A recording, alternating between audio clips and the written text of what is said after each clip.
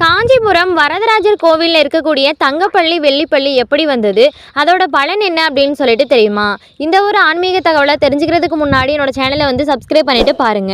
அப்படியே உங்களுக்கு எந்த கடவுள் பிடிக்கும் அப்படின்னு சொல்லிட்டு எனக்கு கமெண்ட்ல சொல்லுங்க. 108 திவ்ய தேசங்கள்ல ஒன்றான காஞ்சிபுரம் வரதராஜர் கோவிலில் உற்சவ காலங்களில் பெருமாள் வந்து தங்கப்பள்ளி மற்றும் வெள்ளிப்பள்ளியில் எழுந்தருளுவார் அப்படின்னு வந்து சொல்லப்படுது. புராண கதைகள் படி தங்கப்பள்ளி வெள்ளிப்பள்ளி எப்படி வந்துச்சு அப்படின்னு பார்த்தீங்கன்னா, தேவர்கள் வந்து பக்தியோடு அர்ப்பணித்தது தான் வெள்ளிப்பள்ளி அப்படின்னு வந்து சொல்லப்படுது.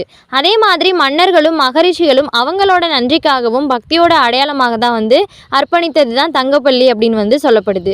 இதோட பலன் என்ன அப்படின்னு பார்த்தீங்கன்னா, வெள்ளிப்பள்ளி வந்து மன அமைதி, பாவ நிவாரணத்தின் சின்னத்தை குறிக்கிறதா சொல்லப்படுது. தங்கப்பள்ளி வந்து ஐஸ்வர்யம், உயர்வு, ராஜயோகத்தின் சின்னத்தை குறிக்கிறதா சொல்லப்படுது. இந்த தங்கப்பள்ளி வெள்ளிப்பள்ளியை நம்ம தரிசனம் பண்ணணும் அப்படின்னா குடும்ப அமைதி, தடைப்பட்ட திருமணம், வேலை, பொருளாதார முன்னேற்றம் இது எல்லாமே வந்து நல்ல வழியில் நடக்கும் அப்படிங்கிறது பக்தர்களோட ஆழ்ந்த நம்பிக்கையாக இருக்கிறதா சொல்லப்படுது.